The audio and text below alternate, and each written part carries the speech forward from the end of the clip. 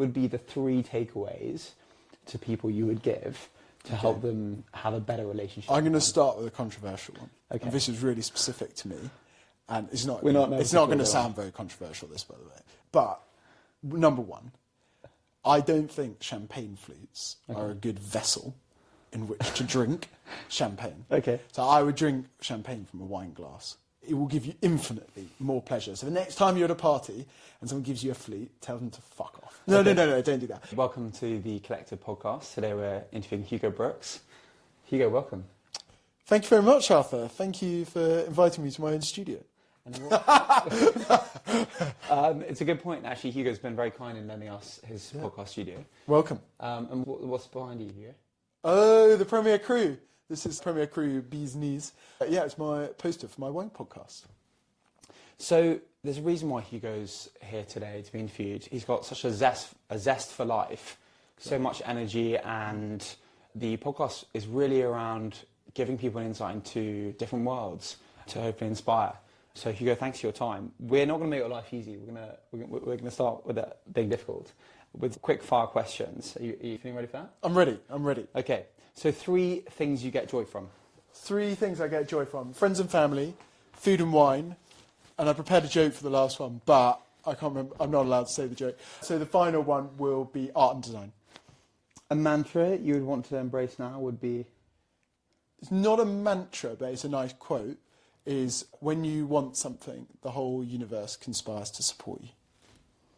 Lovely. One unusual thing that gives you pleasure. One unusual. Well, it's not that unusual, but I guess it doesn't really fit in my personality, which is fishing. Oh, actually, I've got a better one. Maybe the sea. Okay. Yeah. Okay. But that's not that unusual. Well, the fishing is quite fun. Yeah, the fishing Are is. you odd. a carp in the lakes man? I'm definitely not a carp in the lakes. Although I can get behind it. Okay. A favourite film, book, or artist that isn't obvious that you... Well, I'm obliged to say Erin O'Keefe. Okay. Who's that? Well, she's a photographer, but in her photographs she combines different mediums, sculpture, painting, and then obviously she takes photos of the sculptures she paints.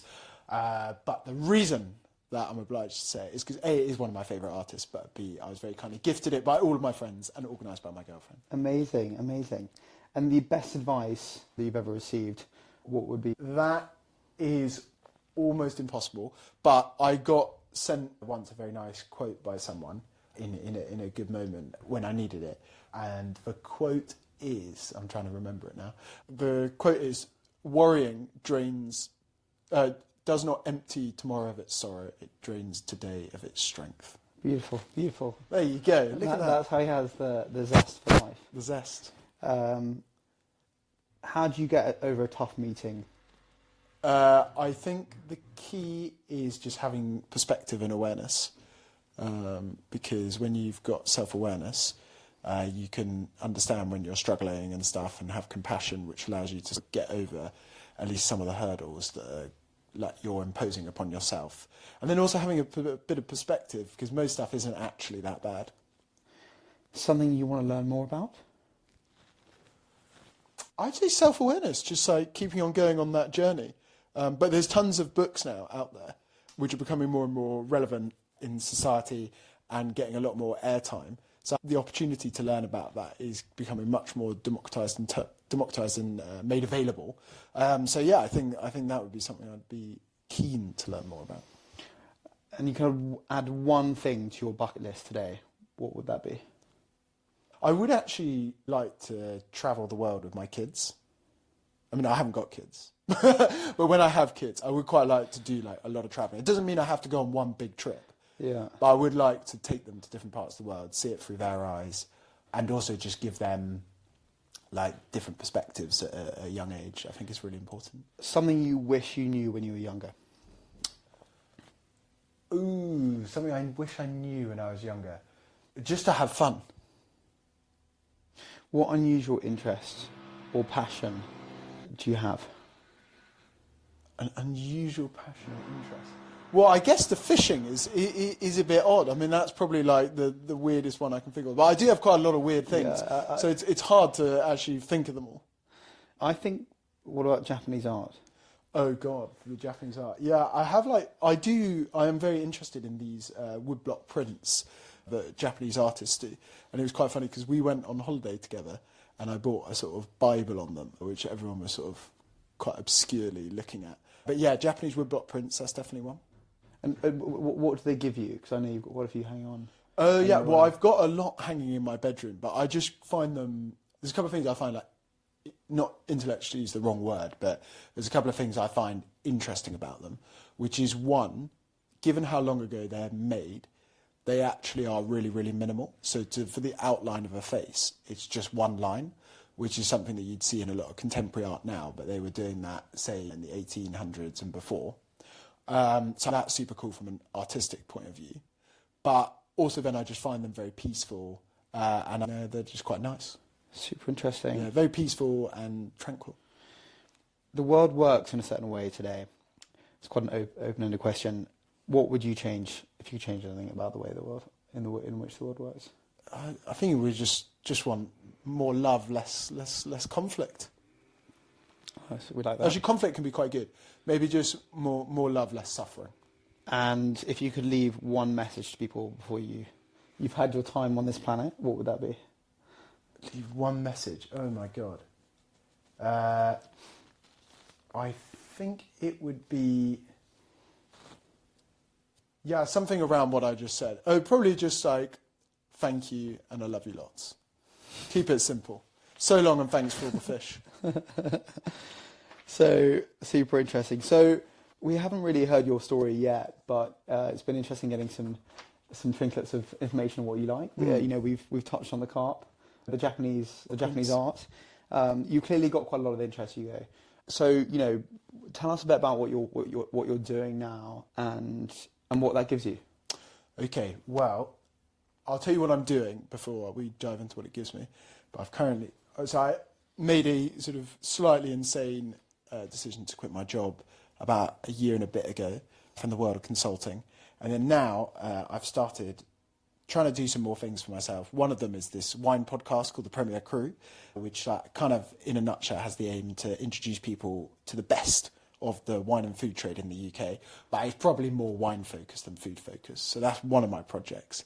And then I've got another 2 projects that are sort of getting off the ground now, which is exciting. And one of them is about helping freelancers to earn more money whilst doing the same amount of work that they currently do. And there's a big gap in the market because a lot of freelancers haven't had the business education that people who go through sort of grad schemes and corporate training schemes go through. So there's a big opportunity to help them with biz dev. And there's also like a professional services challenge with all of this, which is that people who are in professional services jobs, so something like, let's say, design or something of that nature, they are taught to be good at that function, but they're not necessarily taught how to grow a business around that function. And so they suddenly go into a freelance capacity and are lost. So that's project number 2. And then project number 3 is also doing some freelance consulting myself, mainly in branding and marketing. Super exciting. So wine, because we've discussed this over the years, as you know, you'll see in the background, there's quite a number of nice wines. Oh yeah. Do you care to pronounce this one here? Oh well, that one is Champ. What is that one? That's a red Burgundy. So it's from the region of Burgundy, and it's by an amazing producer who's very esteemed called Armand Rousseau, and it's called Champ, which is a sub-region within Burgundy, but it's properly big shit. There we go, big shit. Talking of big shit. That really is. That is. So wine's been a big part of your world for a long time now. Why the interest in wine? What does it give you? Yeah, what does it give me? I guess there's 3 things that I really like about it. So one is it makes the good times better, which is really nice. So there's like a sort of celebration aspect of it. Whenever you drink wine, typically, especially before you get nerdy about it, you pretty much always have it with friends and family over the dinner table. And it is just it's a cherry on the cake. You're already having a great time. You're with the people you love, probably eating something delicious, hopefully. And then it's just the cherry on the cake that it just makes those good times even better, which I think is like very nice. So it's something to be shared, something to be celebrated. So I guess it performs like a nice social function. Then there's also then like an intellectual side of it that's quite fun. And I think people either go like really broad on things, so they have tons of little interests, but they maybe not really understand a specific niche. They're not really in depth on it. Or you've got people who like to go quite hard on things and really like to know a lot about it. And I'd probably sit somewhere in the two, but if I put myself more in one camp than the other, I'd probably like to go quite deep on a smaller number of things. And I feel like with wine, one of the things, if you're of that personality nature, it's quite good because it's kind of like it never ends. Yeah.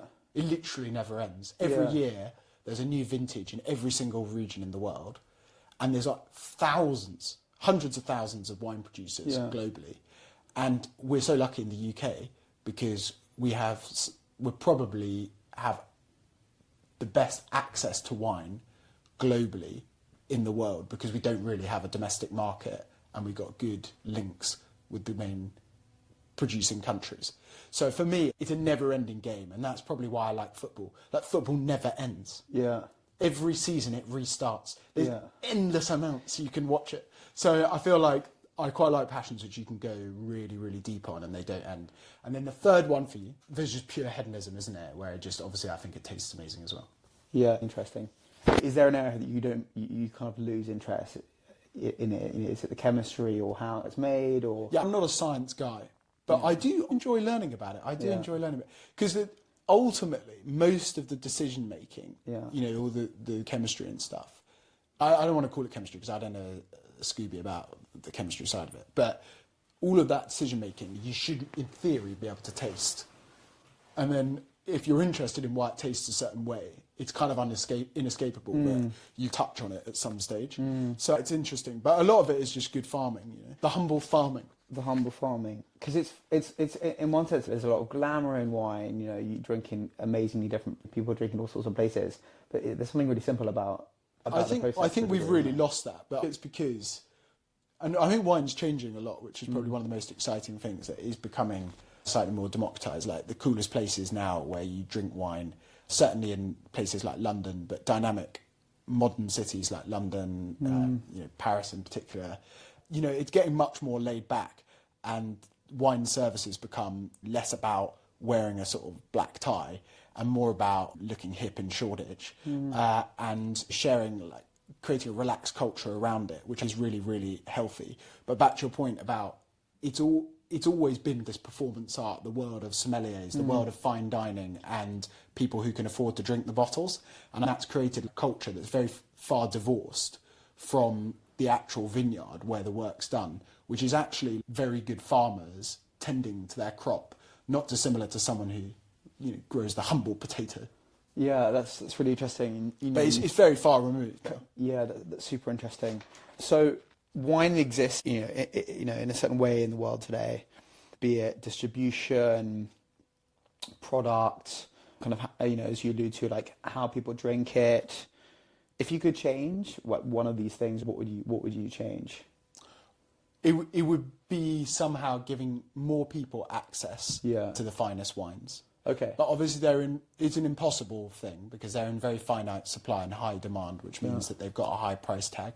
So that's just supply and demand dynamics. But it would be really cool for people to be able to access some of the coolest bottles that, unfortunately cost a lot. But as I said, I think society is moving, or the wine industry is moving into a great direction whereby culturally, and the way that it's drunk and the way that it's poured to people and the culture in which it's celebrated is becoming a lot more relaxed and actually culturally cool, which is very exciting.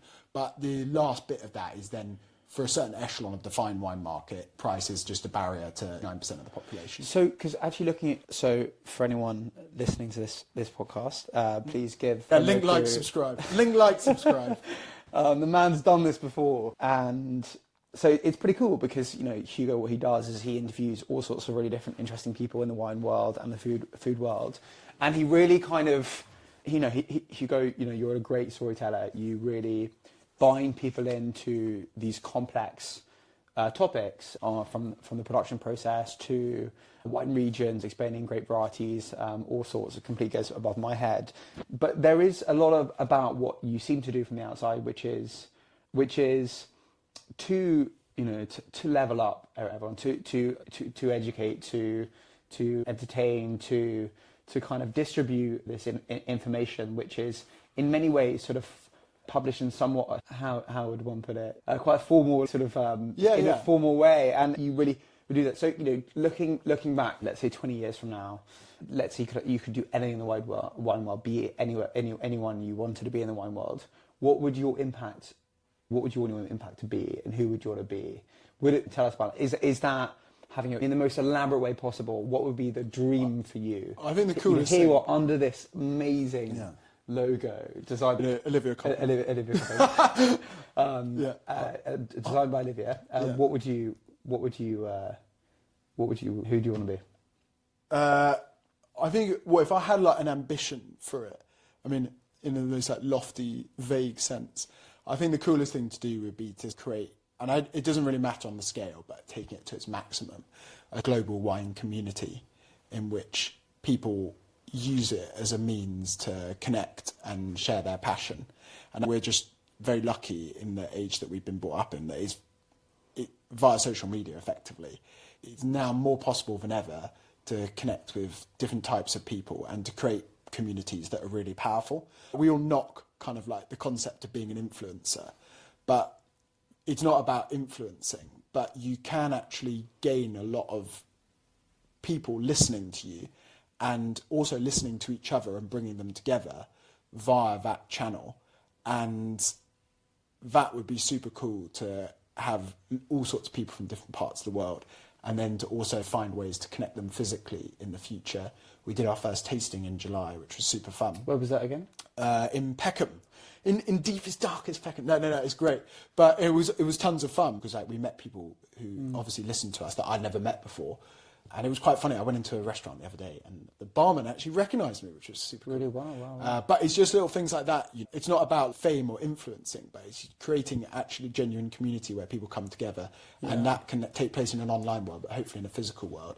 And you can access a global audience. Yeah, super interesting. So it's given you a lot. I mean, what has it given you, embracing this passion of yours? I think it's made me like happy and curious, which is great. The second one, though, I think also is perseverance, because I think when you're passionate about something, you keep going with it. And a big part of the reason that a lot of projects fail is no matter what you do or how successful it will be or is, at some stage you will encounter problems and things that don't work and piss you off. And it's only if you've got enough money coming in, or you like it enough, one of the two, hopefully a combination, that you're going to keep going with the project. So I think that's something that I've learned, and it's probably going to be the most valuable lesson from this, whether it continues or not. Super interesting. And I mean, do you look back at, because I mean, before you were in consulting, you were learning a lot, you were with a lot of different interesting people working in fascinating companies. Here you are today, you're the driver of your own ship. And in the moments that you're on your own, it's dark. What carries you through, and what's your advice to people who maybe some of those people have made a jump, maybe they're doing something that they quite enjoy, but there is still that slightly feeling of a bit unsettled. What's your advice for people? Do you feel like I guess the impression is no one has all the answers at any point, right? Yeah, what's your impression on... I think when the going gets tough, you just got to take it day by day, and break down whatever it is that's a problem into something quite small and manageable, and then take it day by day and keep going. And the reality is that all these feelings you have will come and go. So when it occurs, remember that it will fade if you keep going. Obviously, there comes a stage where you also have to take a step back and look at what you're doing and saying, is it giving me what I want? But that's why, for example, even with this project, I've now started 2 other projects, because I recognise that I need to supplement what this isn't giving me with other things. But you can still keep it going. Are you finding that you've found yourself more excited about life in general because you're following something you really enjoy? Do you find that has it changed the way that your energy with people, or has it changed your relationship with yourself? It's definitely changed my relationship with myself. I don't think other people so much, but it's harder for me to probably say that. But it's definitely changed my relationship with myself, because you have to be very honest with yourself, connected, and ultimately you have to spend a lot of time by yourself. Super true. Yeah. Super true. I think the thing that also drives me is that if you asked me, even when things go wrong, would I like to be the people that I was on a ladder to become? And I hope they're not listening to this. I would say no. Right. So that's quite good. Yeah. As a starting point. Yeah. Because no matter how bad I'm screwing up, I still don't want that. So that already is like a good starting point, because you can't look back and with that much regret or a loss of faith in what you're doing, because if you intuitively know that that's not the answer you want for your life, well, you're better off just trying something else, and then you can always change what you're doing. Yeah. And I'm just thinking, I mean, perhaps there's all sorts of different people listening to this, different ages. If you met someone young who struggling at school, we're not exactly old, are we? struggling at school and thinking, oh, like, what's next? Like, what would you say to someone? I'd say just follow your intuition. If you're really young, follow intuition and your heart, but also remember you have time. It's probably something I should be telling myself as well. You know, you have a bit more time than you think. And obviously, like, it just depends on what your intuition, your instinct is telling you. But, you know, you do have time at that age. But I would follow your heart, but also recognise that you do have time. So take the pressure off and treat yourself with compassion. Yeah, yeah. And have fun. Interesting. And the people that you look up to in the world, I'd love to hear a little bit more about. Perhaps there's some really small things that you know about those people that you want to carry on. I do have a lot of admiration for people who do their own thing or start their own thing. And I think the like cult of the entrepreneur is like viciously over celebrated in our society. It's actually like a dangerous thing that we've created where we celebrate people who create their own things. It's really hard and it's not cut out for everything. There's a lot of circumstance that needs to be in place for those people. But I do have a massive respect at the same time for those people, because I think to create something out of nothing, when it's really just your willpower and your smarts that's got you there, it does say quite a lot about the person who's created that concept. So there's a lot of admiration I have for that and stuff that I'd like to take into my own life. And then the other sort of segment of people that I always admire is people who purely give their lives to the service of others. So public sector people, it doesn't necessarily just have to be public sector, but that's a really good example. It feels weird saying it because we've had such abysmal people in power and in charge in this country. But like the concept of being like an MP or an NHS doctor or whatever it is should be something that we really, really celebrate, because ultimately people are doing things that their brains are probably qualified to get paid more for, but are doing it because hopefully, I think in the case of MPs it's pretty tenuous, they're trying to do it for public good. Yeah, it's funny, you're talking about people you admire, and there are very different worlds that are right next door to ours, right? And be it professions or what people are spending their time doing, states of mind, that kind of thing. Do you deliberately try and shift into being aware of that? What do you mean, the awareness of sort of just like different worlds happening? I think that people talk about the world being more isolated, right? Despite that we're all really connected digitally. Do you ever feel that you sometimes over gear on thinking about your world versus 100%. Other people? And how do you try and close that gap? Yeah, 100%, because like life's all consuming, isn't it? Most of the time, you can get very knee deep in your own issues and problems, and forget that there's like actually everything on your doorstep, and there's tons of people and communities doing all sorts around you. But I think that's just the nature. When you just get too in deep, you got to pull yourself back out somehow and just have a bit of perspective and realise everything's kind of that you need is available to you. Yeah. Speaking of everything we need being quite available, some very nice things here. Unluckily for you, the bottles are empty. So, Hugo, I mean, for people who haven't really learned much about wine, just swinging back into the wine world, tell us an interesting fact about wine. Is that something that we perhaps... Ooh, that's a tough one. Listen, I'm not going to do an interesting fact, because typically when I try to come up with one interesting fact, it's actually invariably completely uninteresting. But actually, that's exactly what I want. No, it would probably be incredibly boring. I'll tell you one thing that I'm getting quite into, which other people should try, is Greek wine. Greek wine, okay. Yeah, I think Greek wine's a real hit. Okay. And it's really delicious. Two reasons.